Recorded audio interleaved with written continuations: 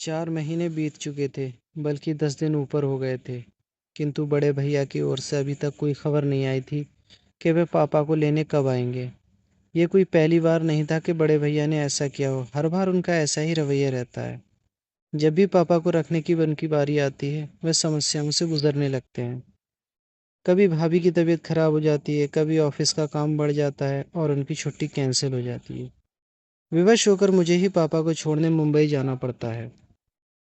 और हमेशा की तरह इस बार भी पापा की जाने की इच्छा नहीं थी, किंतु मैंने इस ओर ध्यान नहीं दिया और उनका व अपना मुंबई का रिजर्वेशन करवा लिया। दिल्ली मुंबई राजधानी एक्सप्रेस अपने टाइम पर थी। सेकेंड एसी की निचली बर्थ पर पापा को बैठाकर सामने की बर्थ पर मैं भी बैठ गया। साथ वाली सीट पर एक सज्जन पहले से विराजमान थे। बाकी बर्थ खाली थी। कुछ ही देर में ट्रेन चल पड़ी। अपनी जेब से मोबाइल निकाल मैं देख रहा था, तभी कानों से पापा का स्वर टकराया। मुन्ना, कुछ दिन तू भी तो रहेगा ना मुंबई में। मेरा दिल लगा रहेगा और प्रतीक को भी अच्छा लगेगा। पापा के स्वर की आर्द्रता पर तो मेरा ध्यान गया नहीं। मन ही मन में खींच उठा। कितनी बार समझाया है पापा को कि मुझे मुन्ना ना कहा करें, रजत पुकारा करें। अब मैं इतनी ऊंची पोस्ट पर आसीन एक प्रशासनिक अधिकारी हूँ। समाज में मेरा एक अलग रुतबा है, ऊंचा कद है, मान सम्मान है। बगल की सीट पर बैठा व्यक्ति मुन्ना शब्द सुनकर मुझे एक सामान्य सा व्यक्ति समझ रहा होगा। मैं तनिक जोर से बोला, पापा परसों मेरी गवर्नर के साथ मीटिंग है। मैं मुंबई में कैसे रुक सकता हूँ। पापा के चेहरे पर निराशा की बदलियां छा गईं। मैं उनसे कुछ कहता, तभी मेरा मोबाइल बज उठा। ऋतु का फोन था। भर्राए स्वर में वह कह रही थी, पापा ठीक से बैठ गए ना। हाँ हाँ बैठ गए हैं, गाड़ी भी चल गई है। देखो पापा का ख्याल रखना। रात में मेडिसिन दे देना, भाभी को भी सब अच्छी तरह समझा कर आना। पापा को वहाँ कोई तकलीफ नहीं होनी चाहिए। नहीं होगी। मैंने फ़ोन काट दिया। ऋतु का फ़ोन था ना, मेरी चिंता कर रही होगी। पापा के चेहरे पर वात्सल्य उमड़ आया था। रात में खाना खाकर पापा सो गए। थोड़ी देर में गाड़ी कोटा स्टेशन पर रुकी और यात्रियों के शोरगुल से हड़कंप सा मच गया। तभी कंपार्टमेंट का दरवाज़ा खोलकर जो व्यक्ति अंदर आया, उसे देखकर मुझे बेहद आश्चर्य हुआ। मैं तो सोच भी नहीं सकता था कि रमा शंकर से इस तरह ट्रेन में मुलाकात होगी। एक समय रमाशंकर मेरा पड़ोसी और सहपाठी था। हम दोनों के बीच मित्रता कम और नंबरों को लेकर प्रतिस्पर्धा अधिक रहती थी। हम दोनों ही मेहनती और बुद्धिमान थे, किंतु न जाने क्या बात थी कि मैं चाहे कितना भी परिश्रम क्यों न कर लूं, बाजी सदैव रमाशंकर के हाथ लगती थी। शायद मेरी ही एकाग्रता में कमी थी। कुछ समय पश्चात पापा ने शहर के पॉश एरिया में मकान बनवा लिया। मैंने कॉलेज चेंज कर लिया और इस तरह रमाशंकर और मेरा साथ छूट। 2 माह पूर्व एक सुबह मैं अपने ऑफिस पहुंचा। कॉरिडोर में मुझसे मिलने के लिए काफ़ी लोग बैठे हुए थे। बिना उनकी ओर नज़र उठाए मैं अपने केबिन की ओर बढ़ रहा था। यकाएक एक व्यक्ति मेरे सम्मुख आया और प्रसन्नता के अतिरेक में मेरे गले लग गया। रजत यार, तू कितना बड़ा आदमी बन गया, पहचाना मुझे? मैं रमाशंकर। मैं सब कपा गया। फीकी सी मुस्कुराहट मेरे चेहरे पर आकर विलुप्त हो गई। इतने लोगों के सम्मुख उसका अनौपचारिक व्यवहार मुझे खल रहा था। वो भी शायद मेरे मनोभावों को ताड़ गया था। तभी तो एक लंबी प्रतीक्षा के उपरांत जब वह मेरे केबिन में दाखिल हुआ तो समझ चुका था कि वह अपने सहपाठी से नहीं बल्कि एक प्रशासनिक अधिकारी से मिल रहा था। उसका मुझे सर कहना मेरे अहम को संतुष्ट कर गया। ये जानकर कि वह बिजली विभाग में महज एक क्लर्क है जो मेरे समक्ष अपना तबादला रुकवाने की गुजारिश लेकर आया है, मेरा सीना अभिमान से चौड़ा हो गया। कॉलेज के प्रिंसिपल और टीचर्स तो क्या, मेरे सभी कलीग्स भी यही कहते थे कि एक दिन रमाशंकर बहुत बड़ा आदमी बनेगा। आज मैं कहाँ से कहाँ पहुँच गया। और वो पिछली स्मृतियों को पीछे धकेल मैं वर्तमान में पहुंचा तो देखा रमाशंकर ने अपनी वृद्ध माँ को साइड की सीट पर लिटा दिया और स्वयं उनके करीब बैठ गया। एक उड़ती सी नज़र मैंने उस पर डाल ली। अखबार पर मैंने आंखें गड़ा दी। तभी रमाशंकर बोला, नमस्ते सर, मैंने तो देखा ही नहीं कि आप यहाँ बैठे हैं। मैंने नम्र स्वर में पूछा, कैसे हो रमाशंकर? ठीक हूँ सर। कोटा कैसे आना हुआ? छोटी बुआ की बेटी की शादी में आया था। अब मुंबई जा रहा हूँ। शायद आपको याद हो, मेरा एक छोटा भाई था। छोटा भाई? हाँ, याद आया। क्या नाम था उसका?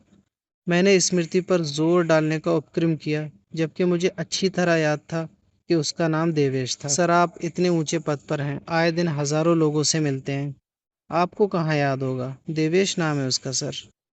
पता नहीं उसने मुझ पर व्यंग किया था या साधारण रूप से कहा था। फिर भी मेरी गर्दन कुछ तनसी गई। उस पर एहसान सा लादते हुए मैं बोला, देखो रमाशंकर, ये मेरा ऑफिस नहीं है, इसलिए सर कहना बंद करो और मुझे मेरे नाम से पुकारो। हाँ, तो तुम क्या बता रहे थे? देवेश मुंबई में है? हाँ रजत, उसने वहाँ मकान खरीदा है। 2 दिन पश्चात उसका गृह प्रवेश है। 4-5 दिन वहाँ रहकर मैं और अम्मा दिल्ली लौट जाएंगे। इस उम्र में उन्हें इतना क्यों घुमा रहे हो? अम्मा की आने की बहुत इच्छा थी। इंसान की उम्र भले ही बढ़ जाए, इच्छाएं तो नहीं मरती ना। हाँ, ये तो है। पिताजी कैसे हैं? पिताजी का 2 वर्ष पूर्व स्वर्गवास हो गया था। अम्मा ये दुख झेल नहीं पाई और उन्हें हार्ट अटैक आ गया। बस तभी से वो बीमार रहती हैं। अब तो अल्जाइमर भी बढ़ गया है। तब तो उन्हें संभालना मुश्किल होता होगा। क्या करते हो? 6-6 महीने दोनों भाई रखते होंगे? ऐसा पूछकर मैं शायद अपने मन को तसल्ली दे रहा था। आशा के विपरीत रमाशंकर बोला, नहीं नहीं, मैं तो ऐसा सोच भी नहीं सकता। अम्मा शुरू से दिल्ली में रही हैं, उनका कहीं और मन लगना मुश्किल है। मैं नहीं चाहता इस उम्र में उनकी स्थिति पेंडुलम जैसी हो जाए, कभी इधर तो कभी उधर। कितनी पीड़ा होगी उन्हें ये देख कर के पिताजी के जाते ही उनका कोई घर ही नहीं रहा। वो हम पर बोझ हैं। मैं मुस्कुराया। रमाशंकर, इंसान को थोड़ा व्यवहारिक भी होना चाहिए। जीवन में सिर्फ भावुकता से काम नहीं चलता है। अगर इंसान दायित्व उठाते उठाते थक जाता है और तब ये विचार मन को उद्वेलित करने लगते हैं कि अकेले हम ही क्यों माँ बाप की सेवा करें, दूसरा क्यों ना करें। पता नहीं रजत, मैं मैं ज़रा पुराने विचारों का इंसान हूँ। मेरा तो ये मानना है कि हर इंसान की करनी उसके साथ है। कोई भी काम मुश्किल तभी लगता है जब उसे बोझ समझकर किया जाए। माँ बाप क्या कभी अपने बच्चों को बोझ समझते हैं? आधे अधूरे कर्तव्यों में कभी आस्था नहीं होती रजत, मात्र औपचारिकता होती है। और सबसे बड़ी बात, जाने अनजाने हमारे कर्म ही तो संसार बनकर हमारे बच्चों के द्वारा हमारे सम्मुख आते हैं। समय रहते ये छोटी सी बात इंसान को समझ में आ जाए तो उसको बुढ़ापा भी संवर जाए। मुझे ऐसा लगा मानो रमाशंकर ने मेरे मुख पर तमाचा जड़ दिया हो। मैं निशब्द मौन सोने का उपक्रम करने लगा, किंतु नींद मेरी आंखों से अब कोसों दूर हो चुकी थी। रमाशंकर की बातें मेरे दिलो दिमाग में हथौड़े बरसा रही थीं। इतने वर्षों से वंचित किया हुआ अभिमान पल भर में चूर चूर हो गया था। प्रशासनिक परीक्षा की तैयारी के लिए इतनी मोटी मोटी किताबें पढ़ता रहा, किंतु पापा के मन की संवेदनाओं को, उनके हृदय की पीड़ा को नहीं पढ़ सका। क्या इतना बड़ा मुकाम मैंने सिर्फ अपनी मेहनत के बल पर पाया है? नहीं, इसके पीछे पापा मम्मी की वर्षों की तपस्या निहित है। आखिर उन्होंने ही तो मेरी आंखों को सपने देखना सिखाए, जीवन में कुछ कर दिखाने की प्रेरणा दी। रात्रि में जब मैं देर तक पढ़ता था तो पापा भी मेरे साथ जागते थे कि कहीं मुझे नींद ना आ जाए। मेरे इस लक्ष्य को हासिल करने में पापा हर कदम मेरे साथ रहे, और आज जब पापा को मेरे साथ की ज़रूरत है तो मैं व्यवहारिकता का सहारा ले रहा हूँ। 2 वर्ष पूर्व की स्मृति मन पर दस्तक दे रही थी। सीवियर हार्ट अटैक आने के बाद मम्मी बीमार रहने लगी थी। एक शाम ऑफिस से लौटकर मैं पापा मम्मी के बेडरूम में जा रहा था, तभी अंदर से आती आवाज़ से मेरे पांव ठिठक गए। मम्मी पापा से कह रही थी, इस दुनिया में जो आया है वो जाएगा भी, कोई पहले तो कोई बाद में। इतने इतने इंटेलेक्चुअल होते हुए भी आप इस सच्चाई से मुंह मोड़ना चाह रहे हैं। मैं क्या करूं पूजा, तुम्हारे बिना अपने अस्तित्व की कल्पना भी मेरे लिए कठिन है। कभी सोचा है तुमने कि तुम्हारे बाद मेरा क्या होगा? पापा का कंठ अवरुद्ध हो गया था, किंतु मम्मी तनिक भी विचलित नहीं और शांत स्वर में बोली थी, आपकी तरफ से तो मैं पूरी तरह से निश्चिंत हूँ। रजत और ऋतु आपका बहुत ख्याल रखेंगे। यह एक माँ के अंतर्मन की आवाज़ है, उनका विश्वास है जो कभी गलत नहीं हो सकता। इस घटना के 5 दिन बाद ही मम्मी चली गई थी। कितने टूटे हुए थे पापा, बिल्कुल अकेले पड़ गए थे। उनके अकेलेपन की पीड़ा को मुझसे अधिक मेरी पत्नी ऋतु ने समझा। यूं भी वह पापा के दोस्त की बेटी थी और बचपन से पापा से दिल से जुड़ी हुई थी। उसने कभी नहीं चाहा पापा को अपने से दूर करना। किंतु मेरा मानना था कि कोरी भावुकता में लिए गए फैसले अक्सर गलत साबित होते हैं। इंसान को प्रैक्टिकल अप्रोच से काम लेना चाहिए। अकेले मैं ही पापा का दायित्व उठाऊं? दोनों बड़े भाई क्यों ना उठाएं? जबकि पापा ने तीनों को बराबर का स्नेह दिया, पढ़ाया लिखाया, तो दायित्व भी तीनों का बराबर है। 6 माह बाद मम्मी की बरसी पर यह जानते हुए भी कि दोनों बड़े भाई पापा को अपने साथ रखना नहीं चाहते, मैंने ये फैसला किया था कि हम तीनों बेटे 4-4 माह पापा को रखेंगे। पापा को जब इस बात का पता चला तो कितनी बेबसी उनकी उभर आई थी उनके चेहरे पर। चेहरे की झुर्रियां और गहरा गई थी, उम्र मानो 10 वर्ष आगे सरक गई थी। सारी उम्र पापा की दिल्ली में गुजरी थी, सभी दोस्त और रिश्तेदार यहीं पर थे जिनके सहारे उनका कुछ वक्त अच्छा बीत सकता था। किंतु सोचते सोचते मैंने एक गहरी सांस ली। आंखों से बह रहे पश्चाताप के आंसू पूरी रात मेरा तकिया भिगोते रहे। उफ, ये क्या कर दिया मैंने! पापा को तो असहनीय पीड़ा पहुंचाई ही, मम्मी के विश्वास को भी खंडित कर दिया। आज वो जहाँ कहीं भी होंगी, पापा की स्थिति पर उनकी आत्मा कलप रही होगी। क्या वो कभी मुझे क्षमा कर पाएंगी? रात को कई बार अम्मा का रमाशंकर को आवाज़ देना और हर बार उसका चेहरे पर बिना शिकन लाए उठना मुझे आत्मविश्लेषण के लिए बाध्य कर रहा था।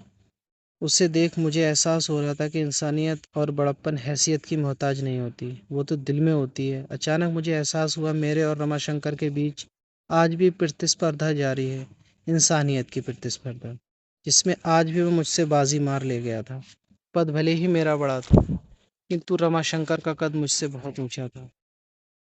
गाड़ी मुंबई सेंट्रल पर रुकी तो मैं रमाशंकर के करीब पहुंचा। उसके दोनों हाथ थाम मैं भावुक स्वर में बोला, रमाशंकर मेरे दोस्त, चलता हूँ, ये सफ़र सारी ज़िंदगी मुझे याद रहेगा। कहने के साथ ही मैंने उसे गले लगा लिया। आश्चर्य मिश्रित खुशी से वह मुझे देख रहा था। वो बोला, वादा करो अपनी फैमिली को लेकर मेरे घर अवश्य आओगे। आऊँगा क्यों नहीं यार, आखिर इतने वर्षों बाद मुझे मेरा दोस्त मिला है। खुशी से उसकी आवाज़ कांप रही थी। अटैची उठाए पापा के साथ ही मैं नीचे उतर गया। स्टेशन के बाहर मैंने टैक्सी पकड़ी और ड्राइवर से एयरपोर्ट चलने को कहा। पापा हैरत से बोले, एयरपोर्ट क्यों? भावुक होकर मैं पापा के गले लग गया और रोंदे कंठ से बोला, पापा मुझे माफ़ कर दीजिए, हम वापस दिल्ली जा रहे हैं। अब आप हमेशा वहीं अपने घर में रहेंगे। पापा की आंखें नम हो उठी और चेहरा खुशी से खिल उठा। जुग जुग जियो मेरे बच्चे, वह बुदबुदाए। कुछ पल के लिए उन्होंने आंखें बंद कर ली, फिर चेहरा उठाकर आकाश की ओर देखा।